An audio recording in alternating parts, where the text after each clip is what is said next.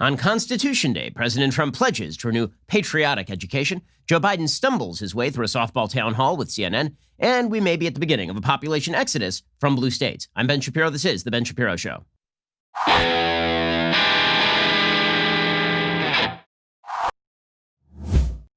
The Ben Shapiro Show is sponsored by ExpressVPN. Surf the web with peace of mind. Sign up now at expressvpn.com/Ben. Alrighty, so yesterday, I think the president actually did something quite important. And I understand that the news cycle is so fast these days that everybody's attention span is about half a second long. But what the president did yesterday in talking about the miseducation of America's children at the highest level is really, really important. It actually is a very important thing because the great battle that we are in as a country is whether the country really deserves to survive based on the principles upon which it was founded. There are a lot of people who believe, as I discuss in my new book, How to Destroy America in 3 Easy Steps, there are people that I call disintegrationists who believe that America really does not deserve to survive based on the philosophy upon which she is founded. That the principles of the Declaration of Independence, that there are inalienable rights that pre-exist government that are given by God or by nature, and that government is instituted to protect those rights, that those principles are bad.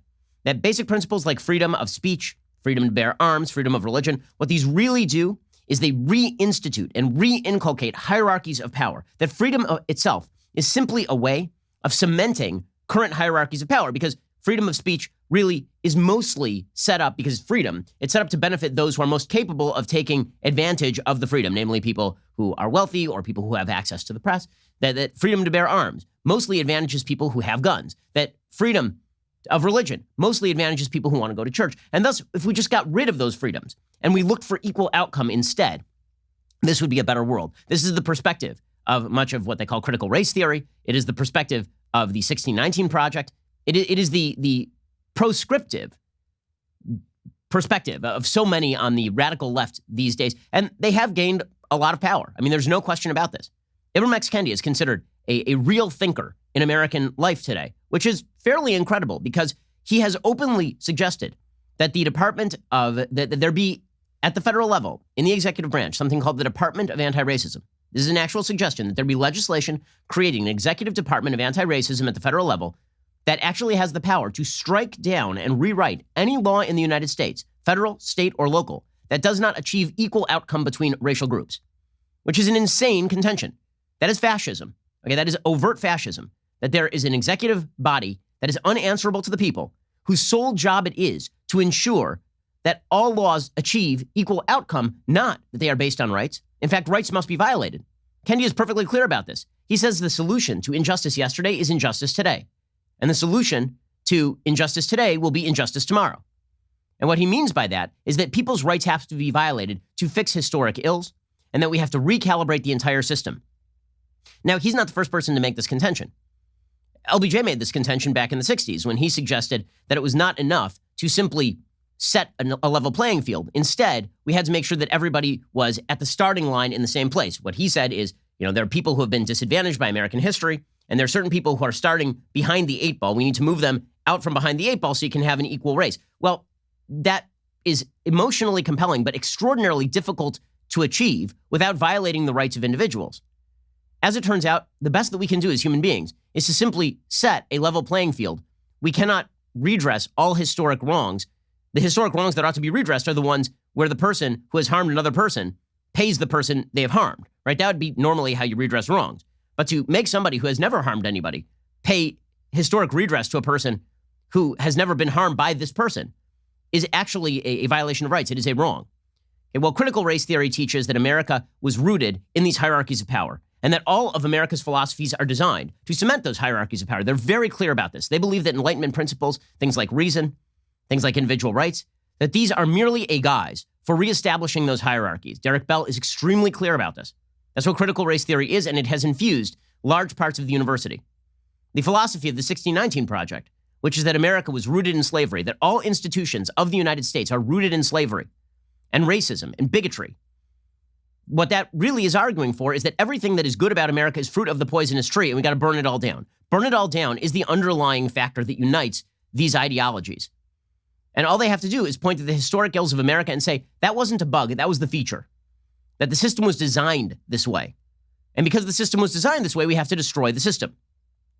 And again, this has become sort of in a soft way, written into the culture in a variety of ways. When people talk about systemic racism, what they mean is that all the systems of the United States are inherently racist and unfixably racist, so you have to destroy the system from within. This is why it's always been bizarre to watch somebody who's an establishmentarian, like Joe Biden, talk about systemic racism, because he never offers any solutions.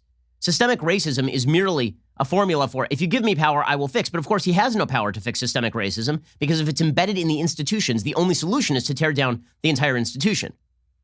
This is the case made by Isabel Wilkerson in her book Caste. And she has suggested that the problem with the United States is foundational. It is not a problem with structural insecurities in the walls of the United States. Instead, it lies right at the foundation. The only way that you can fix that is to raze the house completely.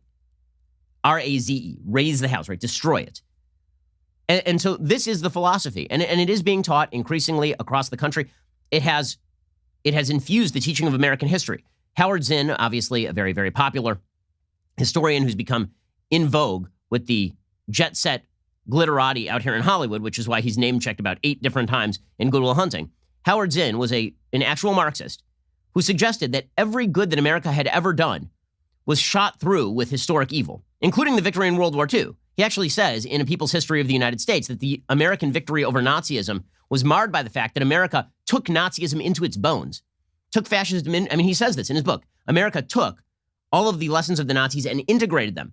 Right? It was in America's bones. We fed off of the evil ideology of the Nazis. America is always and inevitably historically wrong. Now, it is true that for many decades in the United States, there was a willingness to overlook the dark spots in American history. And that's wrong. We shouldn't overlook the dark spots in American history. I've given entire speeches about this. When I spoke at Boston University last year, I overtly talked at length about the tremendous horrific evil of American slavery and the tremendous horrific evil of Jim Crow. I talked about the heroism of people who fought both, the heroism of the leaders of the civil rights movement, and the heroism of everyday black Americans who fought in defense of the American flag that, in many cases, was still held by people who wanted to subjugate them. I end my book, How to Destroy America in 3 Easy Steps, by telling the story of a member of the Red Tails during World War II. A black American who came back to a segregated America but fought on behalf of the Constitution and the Declaration of Independence in the skies above Germany.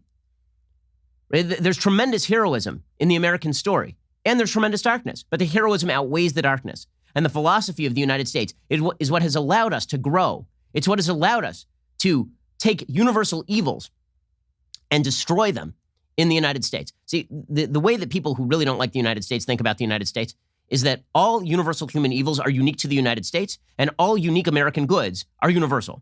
So this is why you'll see from the left the idea that the landing on the moon landing, was not an American achievement, it was a human achievement. We got a lot of this last year when it was the 50th anniversary of the moon landing. It was a universal human achievement. It wasn't an American achievement, it was a human achievement.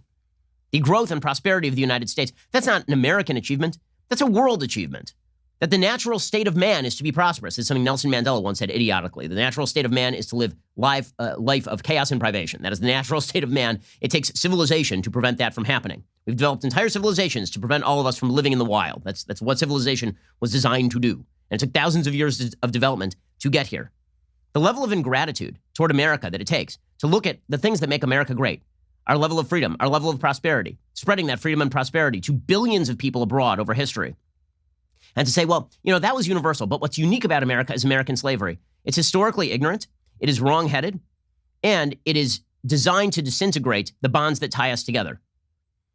If the thing that makes America exceptional is American slavery, leaving aside the fact that some 12 million slaves were brought from Africa to the Western Hemisphere, the vast majority of whom never saw American shores, most of them actually ended up in South America and the Caribbean, to ignore the fact that slavery was an evil human universal for nearly all of human history, up until the last 5 minutes or so, historically speaking. And then to say that America was unique in this way, but that prosperity was universal and America is not unique in that way, you have to be blind, or you have to be motivated to destroy everything. And that's really what is going on here. So, unfortunately, the 1619 Project is now being taught in a lot of public schools. Howard Zinn is being assigned in nearly every college classroom that I'm aware of. And it's not being taught as a corrective to whitewashed history. That would be one thing. It would be one thing if you read a patriotic history of the United States that sort of glossed over problems in American history. And he said, okay, and now you should also read this chapter of Howard Zinn that reminds us of all the bad stuff in American history. That's not how this stuff is taught. It is taught as a replacement for American history. It is an instead of, not an in addition to. The 1619 Project openly stated this. They said that America's true founding was 1619, not that America's founding was in 1776. But we have to take into account the legacy of 1619 in looking at the history of the United States. That would be fair, because obviously slavery has a lot to do with the history of the United States. That's not what the 1619 Project contended. It contended that the actual founding of the United States, the values upon which the United States was founded, were the importation of African slaves to the United States, or to the pre-United States, since the U.S. didn't exist yet, right, to the British colonies in Virginia. That is an absolute overt lie. So yesterday on Constitution Day, President Trump spoke overtly about this, and people lost their minds, which shows the gap that has emerged in American public life. When I say there's a gap between people who want to disintegrate American history and people who believe in American history, I've never seen it quite as clearly exposed as what happened yesterday online after Trump suggested that maybe we ought to teach American children that America is good. People literally compared him to a Nazi. They compared him to Vladimir Putin. They suggested that when he said that Americans should be taught to be patriotic about the greatest country in world history, which they should be, that somehow this amounted to jingoistic Nazism. If you believe that teaching American children that their country is exceptional and good is a sign of Nazism, it's because you are both historically ignorant and malevolent. We'll get to more of this in just 1 second. First, let us talk about the fact that, unfortunately for me, baldness tends to run in my family, male pattern baldness. My dad's dad had a lot of hair. My mom's dad, no hair at all. And that is why I have been using Keeps. 2 out of 3 dudes will experience some form of male pattern baldness by the time they're 35. The best way to prevent hair loss is to do something about it while you still have hair left. You used to have to go to a doctor's office for your hair loss prescription. Now, thanks to Keeps, you can visit a doctor online and get hair loss medication delivered directly to your home. They make it easy. They deliver your medication every 3 months, so you can say goodbye to pharmacy checkout lines and awkward doctor visits. Keeps offers generic versions of the only 2 FDA-approved hair loss products out there. You may have tried them before, probably never for this price. Keeps treatments typically take between 4 to 6 months to see results, so it's actually pretty important to act fast. The sooner you start using Keeps, the more hair you will save. Find out why Keeps has more 5-star reviews than any of its competitors, and more than 100,000 men trust Keeps for their hair loss prevention medication. Keeps treatments start at just $10 a month, plus, for a limited time, you can get your first month for free. By the way, this stuff arrives absolutely promptly. It's exactly the stuff that you need, and you're going to get it for the cheapest possible price. I know, because again, I've been using Keeps myself. If you're ready to take action and prevent hair loss, go to keeps.com/Ben to receive your first month of treatment for free. Again, that is keeps.com/Ben, KEEPS.com/Ben. Okay, so yesterday, President Trump gives the speech on Constitution Day in which he says we need to stop teaching critical race theory and 1619 Project nonsense and Howard Zinn in our public schools. And people just, they threw a bleep fit. I mean, they just went nuts over this. Now, here is the basic rule that I have when it comes to federal education. I think that the federal government should not be involved in education. I think the Department of Education should be abolished.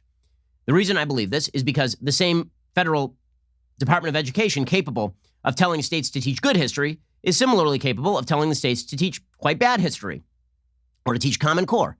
It seems to me that education should be devolved to the lowest level, meaning that you should be able to control education in your local community or at the state level.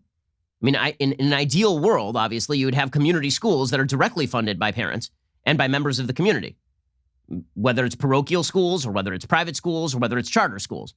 But in any case, if the federal government is to be involved in the business of education, certainly it has a stake in people not learning false history and pseudo-history and history directly designed to undermine the foundations of the United States, because then we lose all commonality. So here was Trump going after critical race theory and the 1619 Project.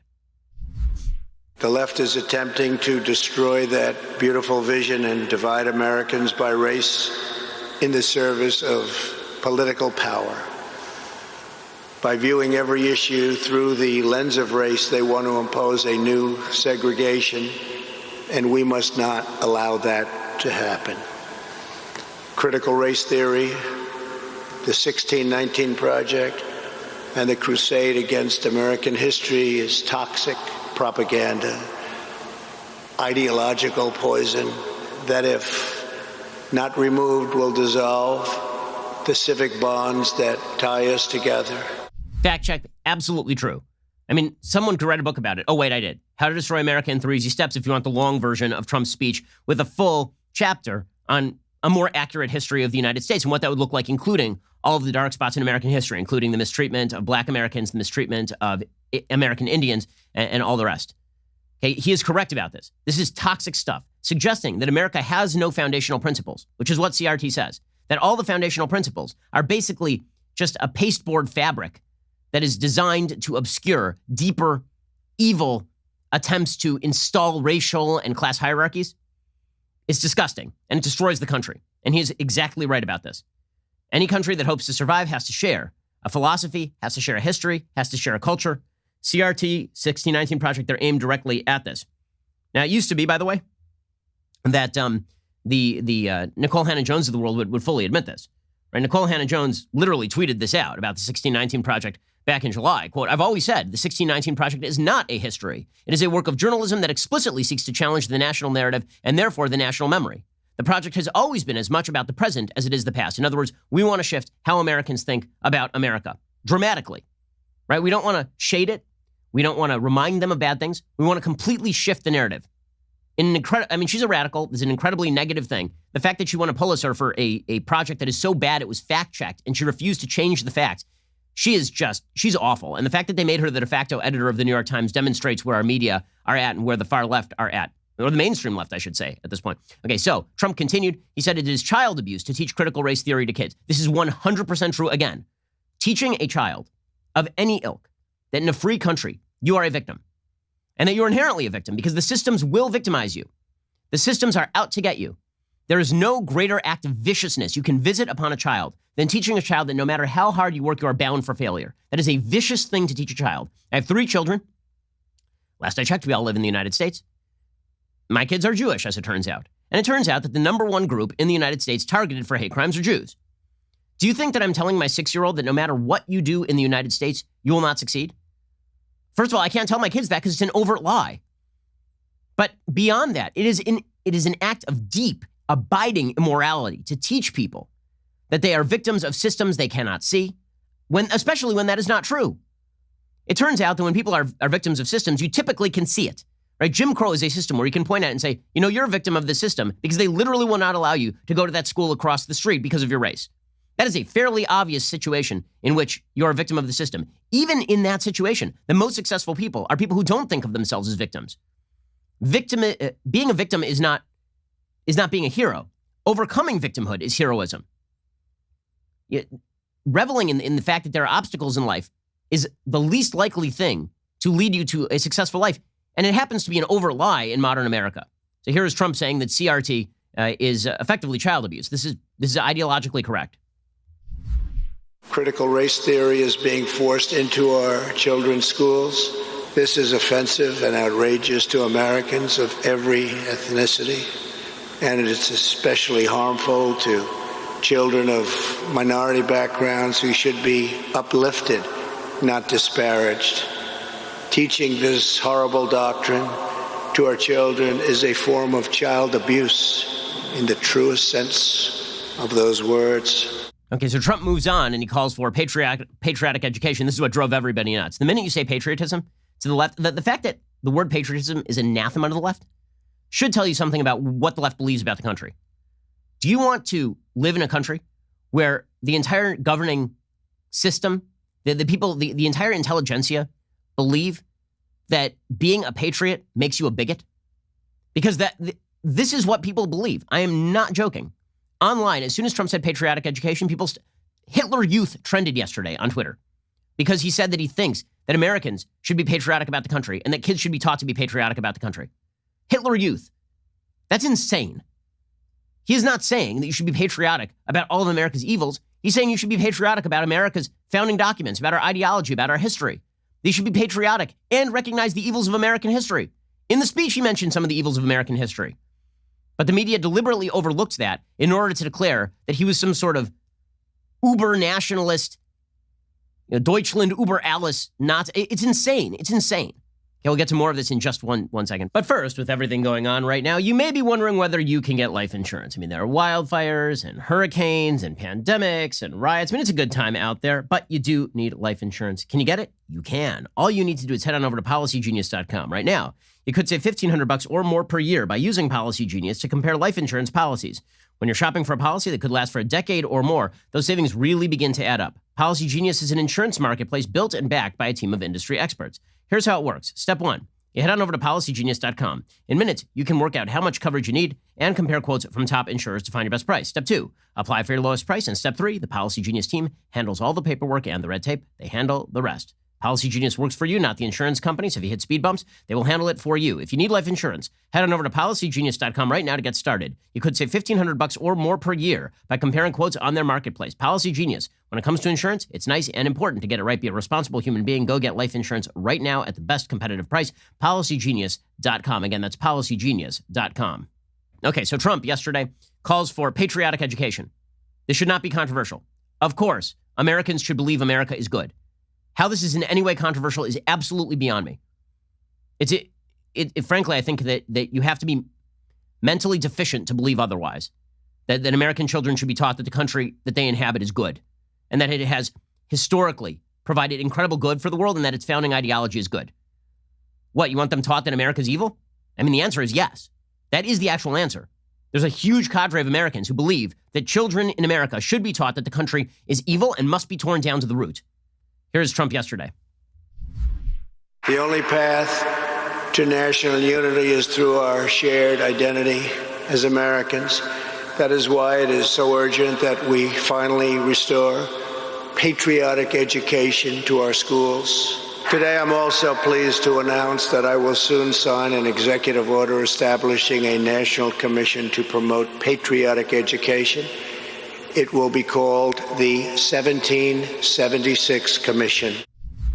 Okay, this is not a bad thing. So people went nuts over this. They went totally crazy. Yamisha Alcindor, who's a quote-unquote reporter over at NPR. She's not a reporter. She's a propagandist, paid for with your tax dollars over at NPR. She tweeted out, Trump just announced he will soon be signing an executive order establishing a, quote, national commission to promote patriotic education, called the 1776 Commission. It is unclear what that means, but he has been trashing the 1619 Project, which aims to educate the nation with facts. No, the 1619 Project is a pseudo-historical piece of garbage. Historians agree on this. There are 5 separate Pulitzer Prize winners who went to the 1619 Project founder and said, you guys are screwing up the facts, and she ignored them. Julia Jaffe, who's an idiot, and she tweeted out, you know who else is really into using the government to promote patriotic education in schools? I feel like I don't even need to say it anymore. Her answer? Putin! Putin! Because Putin loves patriotic education. Putin! Yes, I'm sure Vladimir Putin also likes to eat a hamburger from time to time and breathe human air and drink water. Like, the Hitler also had a dog argument is getting pretty weak here, guys. How about you argue exactly what you want taught in American schools?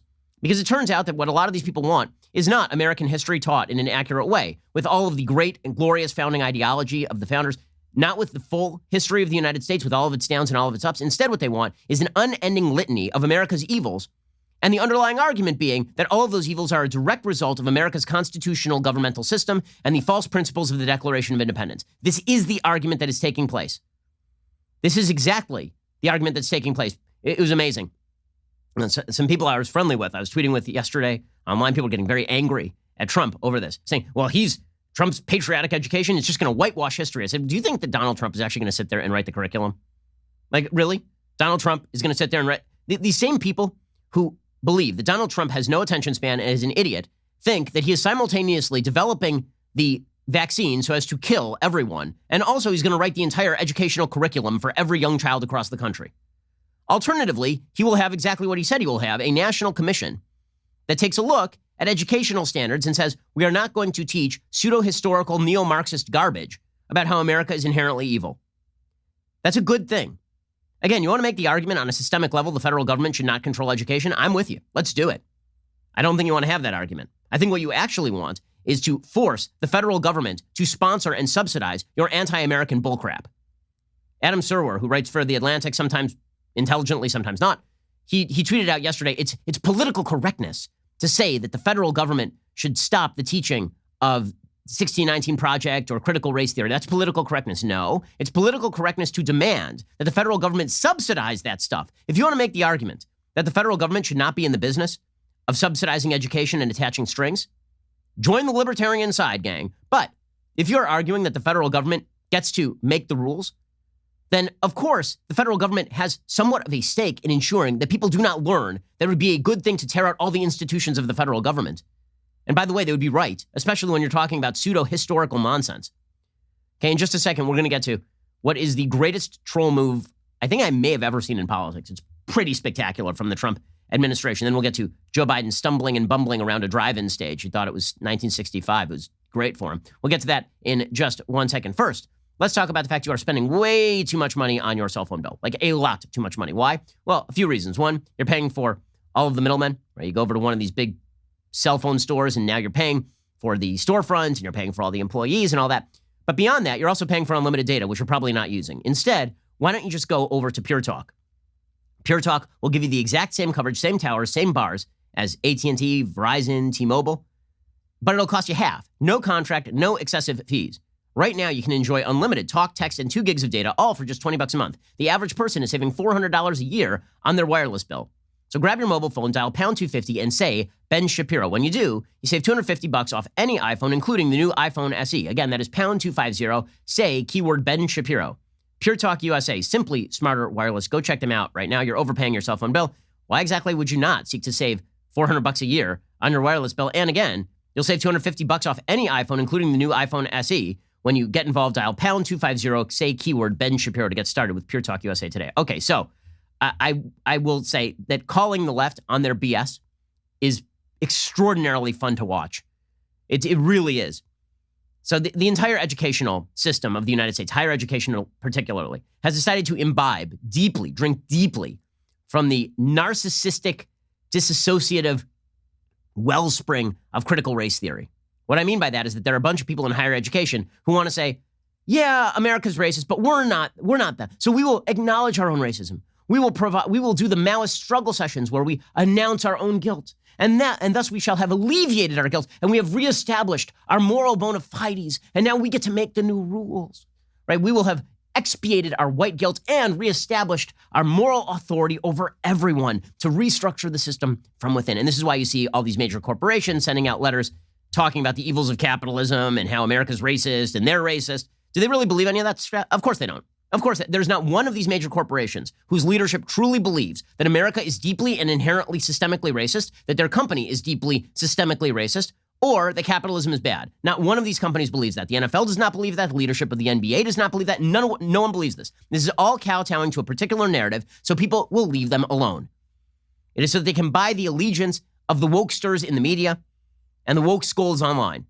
Twitter now runs the universe. Okay, so Princeton University decided to do this recently. On September 2nd, according to the Daily Wire, Hank Berrien reporting, the president of Princeton University, whose name is Christopher Eisgruber, issued a mea culpa in a letter in which he argued that Princeton still evinced racism, writing, quote, racism and the damage it does to people of color nevertheless persist at Princeton as in our society. Racist assumptions from the past also remain embedded in structures of the university itself. Right? This is the systemic racism argument. I've talked about it a million times at this point. The argument on systemic racism is not the same as the argument that racism still exists. Of course, racism still exists. Of course, there are still racists. People do racist things. That is a condition that is inherent to being a human being. It just is. Racism exists in all societies, at all places, at all times. If you want to see truly racist societies against black people, you might want to take a look at some of the countries over in Europe or in Asia. Seriously. They've done polling data on people across the world and how comfortable they would be living with somebody who's not of their race next door. And the United States ranks super high on the list of people who are comfortable living with somebody of a different race next door. That's true also for Canada and the UK. It is very low other places. Okay, in any case, the argument is not about racism. It's about structures of racism. Structural racism, a term, institutional racism, first coined by Stokely Carmichael, who later became a criminal. Stokely Carmichael made the argument that because history matters, all of racism is embedded in structures. And the way that you can tell if a structure is racist is if the result of the structure has racial differentiation. So it's just early stage Ibram X. Kendi. And the only way to get rid of that racism is therefore to tear down the structures. So this is what Princeton means when they say that racist assumptions from the past remain embedded in structures of the university itself. And so they issued this letter, right, Christopher Eisgruber, to the entire Princeton community. This is you ready for this? This is the greatest troll of all time. Honestly, Betsy DeVos deserves a medal as Secretary of Education for this. She deserves like the full-on weird face meme from Twitter, like engraved in gold. So here's what she did. On Wednesday, the Department of Education fired off a letter to Princeton declaring that the university would now be federally investigated, stating it was, quote, concerned Princeton's non-discrimination and equal opportunity assurances in its program participation agreements from at least 2013 to the present may have been false. The letter, obtained and published by the Washington Examiner, continued, based on the facts, the Secretary of Education may consider measures against Princeton for false program participation agreement non-discrimination assurances, including an action to recover funds. Also, she may consider measures against Princeton for making substantial misrepresentations about the nature of its educational program, including a fine proceeding. The serious, even shocking nature of Princeton's admissions compel the department to move with all appropriate speed. The Examiner noted that an admission from Eisgruber about the systemic racism of Princeton raises concerns Princeton has been receiving tens of millions of dollars in federal funds in violation of Title VI of the Civil Rights Act of '64, which declares no person in the United States shall, on the ground of race, color, or national origin, be excluded from participation in, be denied the benefits of, or be subjected to discrimination under any program or activity receiving federal financial assistance. So basically what happened here is the Department of Education is now taking Princeton at its word. Okay, you guys say you're systemically racist? Good, we're investigating you. You say that all of your institutions are shot through with racism? Well, you know that's illegal in the United States. You receive federal dollars. So we're going to look at you, and maybe we'll just take back our tens of millions. So now Princeton is going to be forced to argue privately to the federal government that they are not racist, but publicly that they are racist. Or that if they are racist, it's not manifesting in actual mistreatment of black people. It's just kind of out there. Good. Call the bluff. Seriously, call the bluff. I love it. If you're going to go out there as an entity receiving public dollars and claim that you are the result of a racist system and that your systems themselves are racist, that's illegal in the United States. It's been illegal for 50 years in the United States. So, all right, let's do this thing. Slow clap for Betsy DeVos, man. Slow clap. Department of Education. Woo! This is the only reason I have ever seen for the Department of Education not to be abolished. This is the only reason in history. So good. Honestly, this is, by the way, this should be your tactic in everyday conversations. When someone says America is systemically racist, you should say to them, are you a racist? Because they will usually say yes. And you say, well, I don't talk to racists. And if they say no, then you say, well, if you're not racist, why are you imputing racism to everybody else? What have I done that's racist? What have you done that's racist? If they say, well, we are all racist, then you say, okay, well, how do you expiate your racism? And they say, well, you admit it. You say, yes, but now you've admitted you're a racist. So why would I allow you to expiate your racism simply by admitting that you're a racist? You've literally said that racism is unalterable. It is a facet of being white in America. So you can't expiate your own racism. And it doesn't matter how many times you mimic the slogans of BLM and how many stupid lawn signs you put on your lawn. It's inherent in your whiteness. You can do a Maoist struggle session, but the demands never end. So I'm not going to take you seriously. You shouldn't take anybody seriously who makes these sorts of contentions. Or if you do take them seriously, then go ahead and take them literally and ask them to prove their own racism. Should be a fun conversation. Okay, meanwhile, Joe Biden got the softball treatment from CNN. Who could have predicted? Who could have predicted? We'll get that in just 1 second. First, let's talk about sleep quality. So last night, I go to bed. It's like 10:45, feed my baby. I get in bed, and I am out like a light. Why am I out like a light? Because I'm on Boll and Branch sheets. Boll and Branch sheets, they're the softest, most comfortable, pure organic cotton sheets on earth. Boll and Branch cotton, it's rain-fed, pesticide-free. It carries the highest organic certification. That is why it is indeed so soft. Because they work with family-owned mills all over the world to expertly weave every set of Boll and Branch sheets with the highest levels of craftsmanship, it is quality you can feel the moment you open the box. Honestly, like, I had a bunch of old sheets. I threw out all of them after I tried Boll and Branch. It ruined bad sheets for me. Since they sell direct to you, Boll and Branch sheets start at just $160. These are $1,000 quality sheets for a fraction of the price. Plus, you can sleep on them for a month, risk-free. And right now, you get $50 off any sheet set at bollandbranch.com with promo code Ben Shapiro. Spelled B-O-L-L and branch.com, promo code Ben Shapiro for $50 off. Bollandbranch.com, promo code Ben Shapiro. There's a reason that millions of Americans and 3 former U.S. presidents sleep on Boll and Branch sheets. Restrictions may apply. See bollandbranch.com for details. It's good stuff. B-O-L-L and branch.com, promo code Ben Shapiro for $50 off. These are fantastic, fantastic sheets. Okay, in just a second, we're going to get to Joe Biden's sterling performance in which he did not physically fall over, but also did not really say a lot of sentences that made sense. We'll get to that in just 1 second. First, it is that glorious time of the week when I give a shout out to a Daily Wire member. Today, it is amateur MMA fighter Bang Bang Sandy Chang on Instagram, who understands the need for proper hydration after a grueling workout. In the pic, Sandy is donning her purple belt and gi while proudly clutching the world's finest and most elite beverage vessel. The caption reads, I'm always so thirsty after 7 a.m. jiu-jitsu. Hashtag good morning, hashtag leftist tears Tumblr, hashtag America. Well done, my friend. Thanks for the pick. Continued success in the octagon. And yes, there is no question that this person can absolutely kick my ass. By the way, if you're watching on YouTube on September 28th, all of my show's content will be moving to my channel, youtube.com/Ben Shapiro. The link is in the description below. There will still be content on the Daily Wire channel, but my daily show will be on my channel. So I'm telling you, if you don't want to miss it, you need to pause what you're doing right now. It takes 5 seconds. Search Ben Shapiro on YouTube, go to the channel, hit the little bell, you're subscribed. We're making room for some new exclusive content over on Daily Wire. More on that coming up. But I'm also making a lot of new content you can only find on the channel belonging to me. So subscribe to youtube.com/Ben Shapiro, ring the bell, make sure you never miss out on a new video. Also, I recently sat down with Matt Iglesias of Vox.com for the Sunday special. This is a great Sunday special. It was really fun. We discussed a bunch of stuff ranging from cancel culture to how you can have cross-aisle political discussions.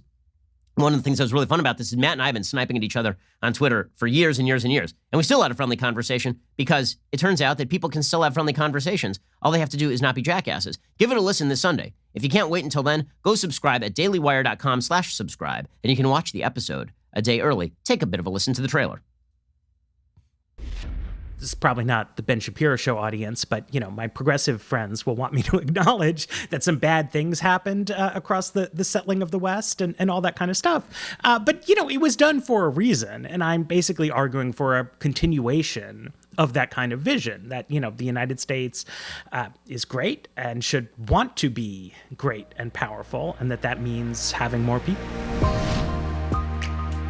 I know, actual patriotism from a person who is a liberal.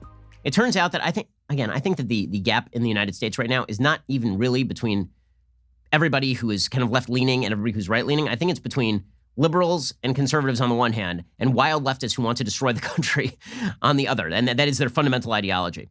Okay, well, you are listening to the largest, fastest-growing conservative podcast and radio show in the nation.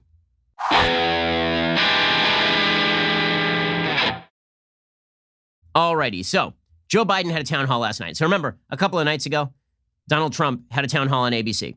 And it basically amounted to George Stephanopoulos asking him why he's a bad, orange, mean man, and then a bunch of members of the audience who were undecided, in that they were undecided whether to vote for Bernie Sanders as a write-in or undecided whether to vote for Joe Biden.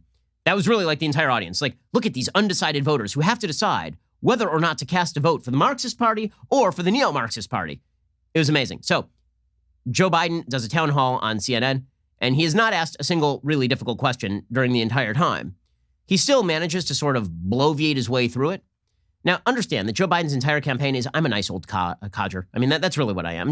I'm a nice old man, and I have caring and empathy, and he sort of falls over. But he hasn't fallen over, and that's really the key to his campaign.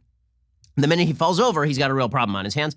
And I mean, let's face it, we've had 2 presidential candidates in the last 30 years who have literally physically fallen over. I mean, Bob Dole fell off a stage in 1996, and then Hillary Clinton fell into a van in 2016. So it could happen. I mean, it could happen. I'm not hoping for it. You want everybody to remain healthy. But Joe Biden is obviously not cognitively with it.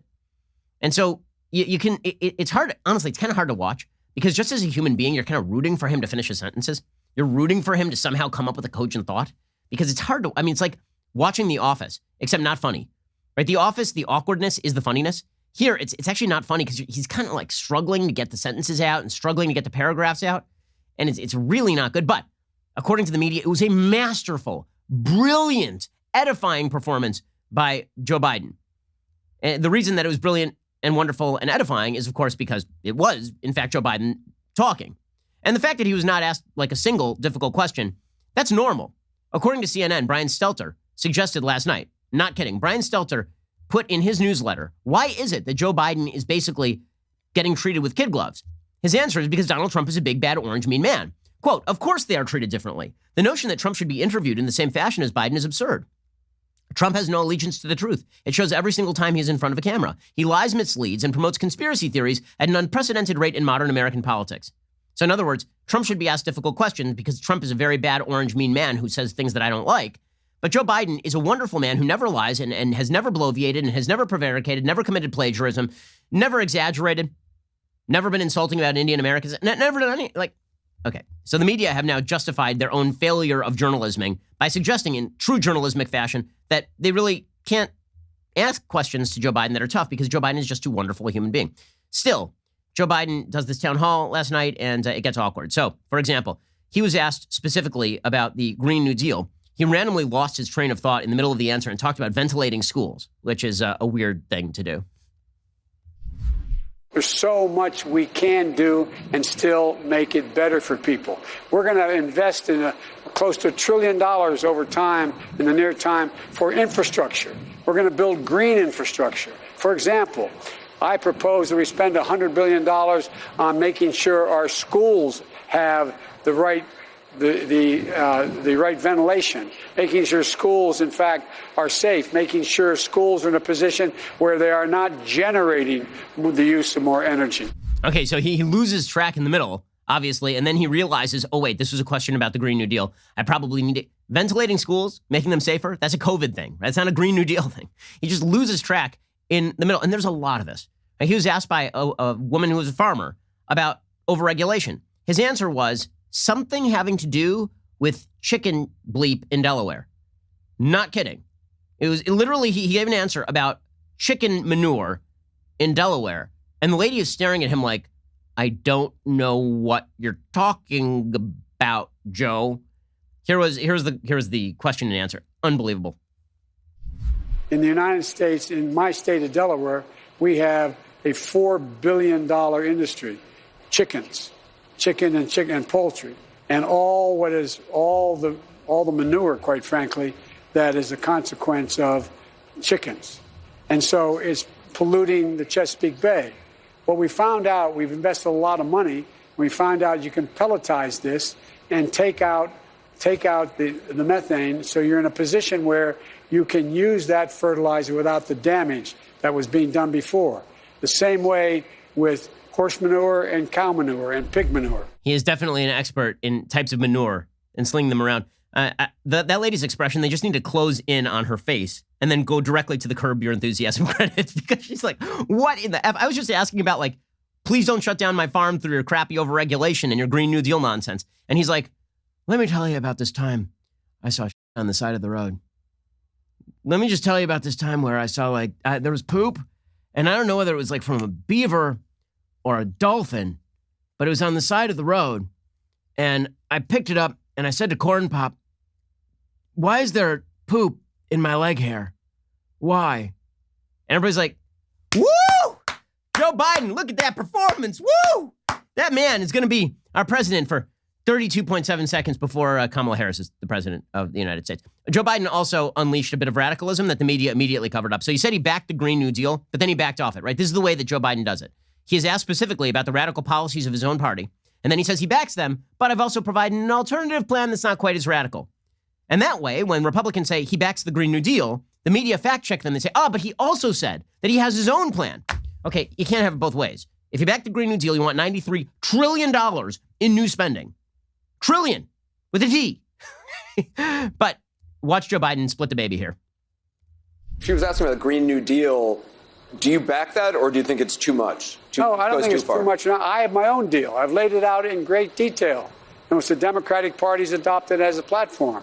It requires for us to move in a direction to fundamentally change the way in which we deal with the environment. Okay, and then he was asked about China, and he was repeatedly asked whether he'd call China an opponent. He would not. So, the fact that Joe Biden says that, again, you want to talk about media malfeasance? The intelligence community came up with a report. It said the Russians would try to interfere in the election again, and they would do so on behalf of Trump. They also said Iran and China would attempt to interfere with the election on behalf of Joe Biden. Which one of those things have you heard from the mainstream media? Infinitely. Right? Trump won in 2016 because of the Russians. Not true. Trump won in Trump, if he wins, it'll be because of the Russians in 2020. Which country is more powerful and has more propagandistic arms in the United States? The Chinese government or the Russian government? There's no question. And the Chinese government is apparently attempting to interfere on Biden's behalf, but you never hear about it. Here is Joe Biden saying that he won't call the Chinese an opponent. They're more like a competitor, They're not really an opponent, even though they're actively engaging in human rights abuses. They're actively subjecting formerly free states like Hong Kong to abject tyranny. They are clearly attempting aggressive action in the South China Sea directed at Japan and Taiwan. They're creating a Belt and Road program designed to minimize Western influence and to maximize their own. But Joe Biden won't call them an opponent no matter what. But don't worry, he's going to be strong on China, guys. Do you view China as an opponent? Because the president says you've been too cozy with China, too accepting of them in the international community. I'm not the guy. Look, China, we now have a larger trade deficit with China than we've ever had with China. And in our administration, when the World Trade Organization he keeps going on about just ruled that his trade policy violated the World Trade Organization. We sued. We went to the World Trade Organization 16 times. Do you view China as an opponent? I view China as a competitor. Oh, a competitor, is it? A competitor. And then, of course, he futzed on fracking because he doesn't want to lose Pennsylvania, but also he has pledged to basically end fracking. He says no new licenses, which, of course, means pretty quickly the end of fracking. Here was Joe Biden trying to split the baby once again. You said you won't ban fracking, but that you wanted to gradually move away from it ultimately. It sounds like to some you're trying to have it both ways. Well, fracking has to continue because we need a transition. We're going to get to net zero emissions by 2050, and we'll get to net zero power emissions by 2035. But there's no rationale to eliminate right now fracking. Okay, so no, don't worry. We're not gonna get rid of your fracking job right now. We're just gonna make sure that nobody can ever get a new fracking job, and then we're gonna regulate it out of existence. Now, the truth is that Joe Biden's campaign really relies on two things: one, orange man bad, and the other is orange man responsible for everybody dying from COVID. And this is the case where Biden is gonna have the strongest case, mainly because he's not in power. See, the thing about being in power when there's a massive pandemic is that pretty much everybody gets shellacked, or at least they should be if the media weren't completely full of it. Right? Apparently, Andrew Cuomo escapes all censure despite the fact that his state got just reamed. Apparently, the governor of New Jersey gets away with it, even though his state got absolutely creamed.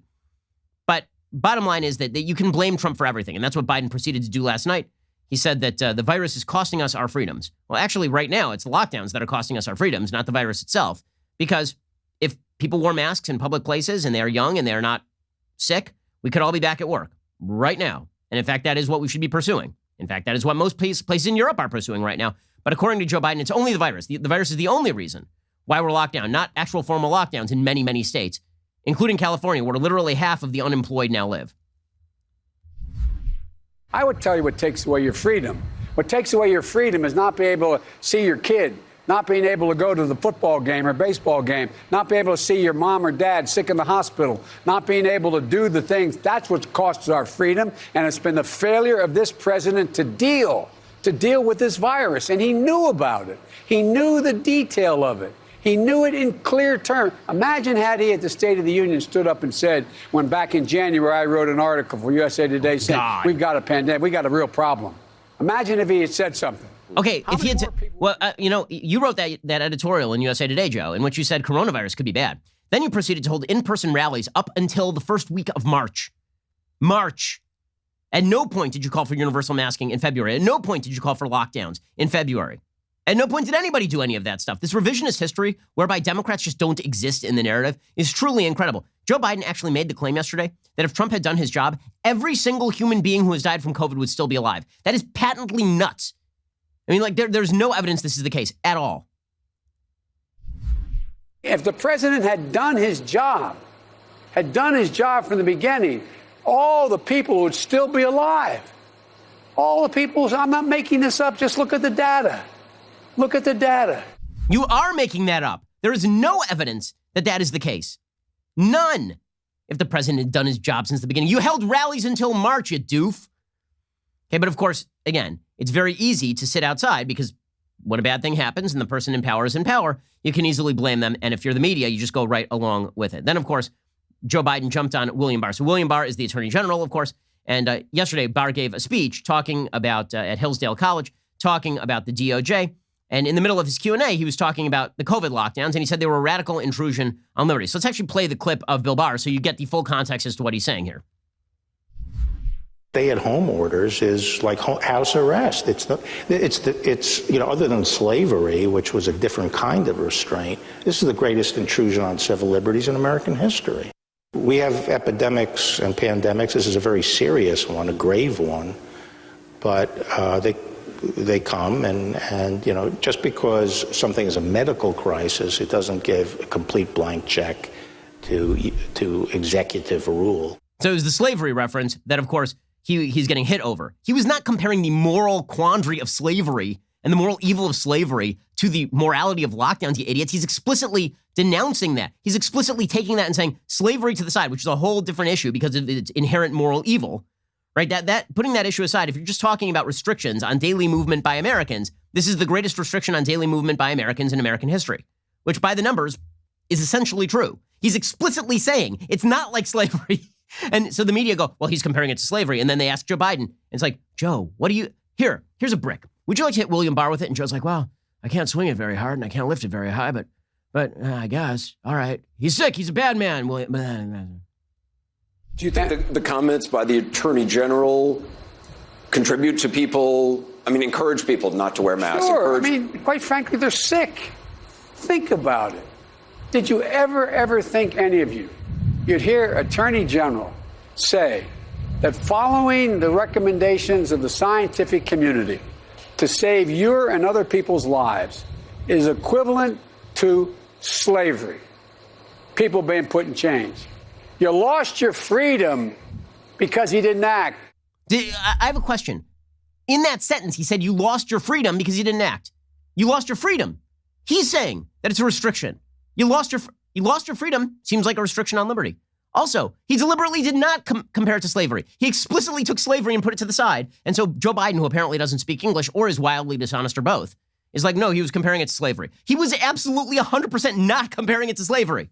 If I say to you that other than this thing, this is a really bad thing here, like other than, here's a really bad thing that's happening. And other than this much worse and very different thing, this is a very bad thing.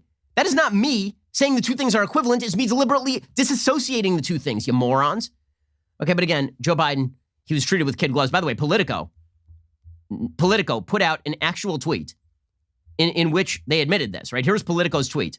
If ABC's event with President Trump was an icy grilling, CNN's drive-in conversation with Joe Biden yesterday was more like an affable reunion of old acquaintances. Yeah, no bleep. That is pretty damned obvious. Affable acquaintance between old friends. Yeah, I got that. I got that, CNN, the most trusted name in news. Meanwhile, I do love the Democratic take on COVID, which again is the focal point of their campaign. Their take is vaccines are bad if they're developed under the Trump administration. Also, Republican governors are extremely bad. Also, blue governors are extremely good. And if you distinguish between red and blue and you're a Republican, you are also extremely bad.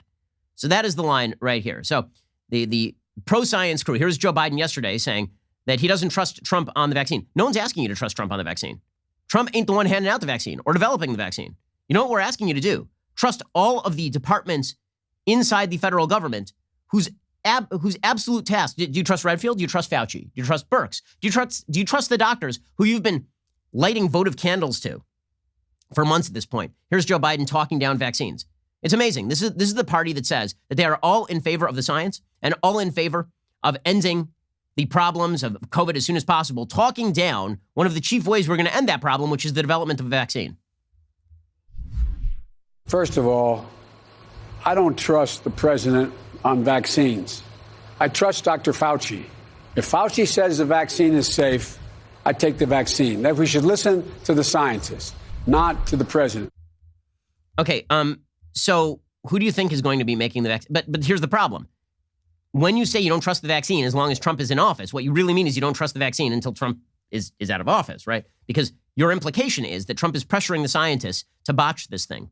Meanwhile, Democrats went nuts yesterday because Trump, during a presser, he pointed out that if you don't count the blue states and how they've handled this thing, that the numbers are actually a lot better. Now, that's true. It's not supremely helpful, right? Because again, nobody really knew how to deal with the pandemic very well in the beginning. The only real activity you can fault people for is what should have been obvious from the beginning, which is protect the people in nursing homes, protect the elderly, protect the vulnerable, which everybody failed to do in New York, New Jersey, Michigan, etc. But let's be real about this. The division between red states and blue states on COVID has been pushed by the media and pushed by the Democrats since the very beginning. Ron DeSantis was evil for not shutting down Jacksonville beaches. Doug Ducey was evil for not fully shutting down the economy of Arizona. Kristi Noem in South Dakota is still evil for not having shut down South Dakota, which, by the way, currently has a 4.8% unemployment rate and not tons of death. So it was Democrats who decided to make this a red-blue issue. I've said since the beginning, I don't understand why this should be a red-blue issue. You should actually follow the best scientific procedures, and then you should alleviate lockdown when it appears that lockdown is no longer achieving what it was originally supposed to achieve, namely avoiding the overwhelm of the hospitals. I am the one who has been saying since the beginning that you should follow the actual recommendations of people who are examining the data. It was Democrats who immediately went to red states are mishandling this and blue states are... They were saying that while Ron DeSantis had no cases in Florida. Okay, but meanwhile, Democrats are very angry that Trump mentioned the difference between red states and blue states in terms of deaths per million. And by the way, out of the top 11 places in the United States, including D.C., deaths per million, I believe 8 of them are blue, just for the record. Here was Chuck Schumer saying that Trump is monstrous and demented for distinguishing blue states, which is weird because I'm old enough to remember when the Democrats were saying that all the red states were monstrous and demented for even opening. The Atlantic ran a headline about Georgia saying that it was Brian Kemp's experiment in human sacrifice to reopen Georgia. Here is Chuck Schumer. What kind of person looks at the number of dead citizens in the country he is supposed to lead and in an attempt to glamorize himself dismisses every American who died in a state that didn't support the president politically? What a disgrace. It's monstrous. Not a shred of empathy. What kind of demented person would say that those American lives don't count? No one said the American lives don't count. No one did that. I mean, if anybody has degraded American lives in places like New York, by the way, it was Andrew Cuomo who built a papier-mâché mountain of death as tribute to himself to show how wonderfully he had handled it. He made a poster to himself with a curve showing dead people, making light of death. Also, do you remember the DNC? It wasn't that long ago. They literally took a woman whose dad died of COVID and voted for Trump and said he was an idiot and it was his own fault he died because he listened to Donald Trump. They degraded the value of every Trump supporter who died of COVID by basically saying they brought it on themselves. Meanwhile, James Clyburn makes a completely unbased accusation saying that Trump refused to act on COVID because it was hitting blue states. Like, I'm going to need some evidence that it was specifically because Trump hates the blue states that he was not acting on COVID. By the way, he gave all the ventilators that New York needed to New York. Gavin Newsom said he gave us all the resources we needed. Jay Inslee in Washington said he gave us all the resources we needed. But here's James Clyburn suggesting that Trump just allowed people in blue states to die. Oh, well, if you say so, James. Back in April, the administration considered implementing a national strategy, but decided not to do so because at the time the virus was primarily spreading in blue states. Just yesterday, we saw the president still employing this political strategy, boasting that there would be fewer deaths, and I'm quoting him here, if you take the blue states out. Okay, again, the reason that they didn't implement a national strategy is because America is a nation with lots of states, and not all the states were being hit equivalently. And so a national strategy would have forced states that were not being hit to shut down, which would have been very silly. You should not shut down states that don't have any cases. Okay, now this doesn't mean that the White House handled everything with regard to COVID properly. There's a story yesterday that I think actually is probably the most damaging story that I've seen on the Trump administration's handling of COVID. This is from Business Insider, talking about how the White House scuttled a plan to partner with the U.S. Postal Service to send every American a face mask. The Washington Post found a draft press release showing the Postal Service was preparing to send out 650 million face masks in April to supply every household with them. That would have been a good idea, by the way. That would have been a very good idea because I've always been very baffled by the sort of conservative notion that in order to reopen, we have to take off the masks. It was sort of the opposite. If you want to reopen, then people should have been wearing masks. I've been saying that since the beginning. Do the social distancing and wear the mask so we can reopen and get back to normal. And then the virus slowly works its way through the community and then you're done. And in fact, that's kind of what happened in places like Florida and Arizona and Texas and Georgia.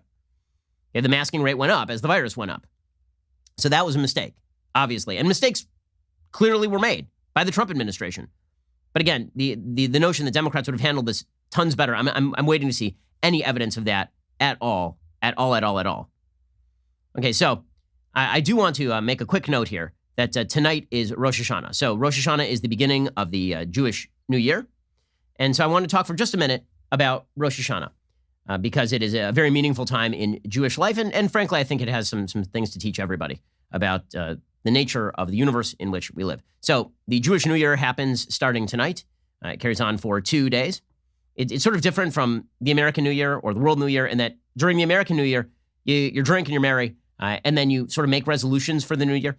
The Jewish New Year is about two things. It's about celebrating God's creation of the universe, and it's about leading off what are called the Aseret Yemei Tshuva, which are the 10 days of repentance. So you have 10 days to sort of get your life straight before Yom Kippur, which is the day of repentance, which I'll be taking off a day in 10 days to fast and pray for repentance. And the idea here is that you have basically, on the repentance side, you have 10 days to sort of demonstrate to God that you would like to fix your problems. And it's a beautiful idea, but we'll get to, maybe I'll talk about Yom Kippur near Yom Kippur. But when it comes to Rosh Hashanah, the idea of God's creation of the universe being celebrated, the Bria, as it's called in Hebrew, right? The beginning of Genesis, that in the beginning, God created the heavens and the earth. Why is that an important idea? Well, it's an important idea for a variety of reasons. First of all, it means that man is central to the universe. That doesn't mean that we are literally living at the center of the universe, as pre-Copernican theory sort of suggested. It doesn't mean that man is completely disconnected from the animal world. What it does mean is that human beings create meaning in the universe. This is why when people say, that the earth would be better off without us, what does the earth care? The earth has no sentience. What does it matter whether the trees feel better without human beings? Human beings are meaning-creating creatures. And thus, meaning in the universe springs into existence with the creation of sentient human beings. So God's creation of the universe, in that way, the universe was made for man to provide meaning in the universe. And so God's creation of man lends meaning to the entire creation itself. God's creation of the universe culminates with man. See, there's something beautiful about the biblical story of creation. It does two things. One, it reminds human beings that they are nothing. And two, it reminds human beings that they are everything. It reminds human beings that they are created from the earth, and back to the earth they will return. Human beings in the creation story in Genesis are created on the sixth day of creation. They don't have their own separate day of creation, right? God creates the animals and he creates human beings at the very end of the sixth day, meaning that we are innately wrapped up in our own animal instincts, but we have the capacity to look up to the stars. Meaning rests in us, and if we fail to take advantage of that meaning, then we are degraded to the level of animals. The importance of God creation, and we should be grateful for the fact that God created the universe the way that he did. We should be grateful for this universe, which is not always easy to be. I mean, it's a tough universe to live in sometimes. But we should be very grateful for the fact that God fine-tuned the universe. This is the argument that religious people often make for the existence of God and trying to evidence God in the universe, is that the conditions had to be incredibly precise in order for human beings to arise. And in fact, there was a recent study showing that of 10 million stars that have been surveyed, that we've seen essentially no signs of any other form of anything like sentient human beings or sentient creatures literally anywhere. The conditions for the creation of life have to be extraordinarily precise. Atheists will say, well, if you run the same game over and over and over, then eventually you come up with life. And so they posit things like multiple universe theory, that there's tons of universes, an infinite number of universes, actually. And so if there are an infinite number of universes, then every possibility is possible in every universe. The evidence for multiple universes is zero, because you can't get outside your own universe to actually examine whether there are multiple universes, which means that that's an act of faith as well. The fine-tuning of the universe for human life is indeed proof that something wants us to be here. And that is something that is worth noting. Now, the counter-argument is that, if you're the one guy who wins the lottery, then you think that the lottery picked you out. Okay, but that assumes that there's a winner in the lottery. There didn't have to be a winner in the lottery. Whenever there's a lottery, you assume there will be one winner. It just happens to be you this time. But in this universe, there's no reason why there has to be life. It could be a coincidence. It is, when you have this many things lining up this way, it tends toward the conclusion that it is not. Now, put aside sort of the religious arguments for a second. What is the value of believing on a human level that God created the universe? A few things. One, if you are a scientifically minded person, then you tend to believe that the universe operates by understandable rules. You also tend to believe in things like objective truth, that outside of you, there is a truth, that not all truth is about your subjective perception of the truth, and that your mind can grasp these truths. There's nothing in simple materialism that suggests any of these things. Objective truth does not exist in a world of pure materialism. You're simply an evolved creature who is capable of adapting to your environment. That doesn't mean that the way you adapt is true. It means that you adapt in the most adaptable way. But if you believe there is such a thing as objective truth, you have to explain why there is such a thing as objective truth outside of you. Why are there rules that we, as human beings, very, very limited creatures, can actually understand and utilize to our advantage? And it's not just that we are utilizing them to our advantage in ways that are sort of practical. It's that we can understand objectively true things. How do you believe in an objective truth if you don't believe that there's anything setting that objective truth? Adaptability and environmental adaptation do not equal objective truth. So the idea that God created the universe with certain understandable rules leads inevitably to the idea that the human being has the capacity to understand many of those rules. So it leads to the impetus for science, because science is about the investigation of those objective rules and objective truths. It suggests discernible rules in the universe. And on a human level, it also suggests that human beings have incredible worth. Right? The biblical account of creation, I've said this before, the single most important verse in the Bible is that God created human beings in his image. It doesn't mean that God looks like human beings. What it means is that God created us with the ability to reason. God created us with the ability to create, and that we owe each other recognition that we are each made in God's image. You can't enslave somebody if you believe that they are made in the image of God. You can't mistreat somebody if you believe that they are made in the image of God. Enlightenment values of individualism and individual rights spring directly from the idea that you are made in the image of God. Because on a pure materialistic level, who cares? You're just a ball of meat wandering through the universe. So the idea of God's creation lends weight to the statements of the Declaration of Independence, which is, of course, why Jefferson, who had a sort of complicated relationship with organized religion at the very best, suggests that our rights lie inevitably in a creator or nature. Now, what that means in the end, and this is how it connects to the 10 days of repentance, is that we do have responsibilities to the one who created us. Just like you have responsibilities to your parents, you have responsibilities to the one who created us, who gave us a mind to comprehend the universe around us. He did that so that we could seek truth and act morally. God created us with a moral sense, right? This is the Kantian statement that the best evidence of God is the starry heavens above and the moral sense within. We have the capacity to understand the universe. We have the capacity to intuit moral laws from looking at the universe around us. This is the idea of natural law, which inevitably, well, not inevitably, eventually gives rise to the idea of natural rights, that rights lie within you. The birth of the Enlightenment, the birth of science, the birth of all the things that you believe in, whether you're a secular humanist living in the United States or whether you're a religious person, lie in the basic idea that God created the universe, and that's what we're celebrating here on Rosh Hashanah. So with that said, Shana Tova Umetuka, meaning a sweet and happy new year to you. And we'll see you here a little bit later today for a couple additional hours, or we'll see you here next week. I'm Ben Shapiro. This is The Ben Shapiro Show. The Ben Shapiro Show is produced by Colton Haas. Our technical director is Austin Stevens. Executive producer, Jeremy Boring. Our supervising producers are Mathis Glover and Robert Sterling. Assistant director, Pavel Wydowski. Our associate producer is Nick Sheehan. The show is edited by Adam Sayevitz. Audio mixed by Mike Koromina. Hair and makeup is by Nika Geneva. The Ben Shapiro Show is a Daily Wire production. Copyright Daily Wire 2020. You know, the Matt Walsh Show, it's not just another show about politics. I think there are enough of those already out there. We talk about culture because culture drives politics and it drives everything else. So my main focuses are life, family, faith. Those are fundamental, and that's what this show is about. I hope you'll give it a listen.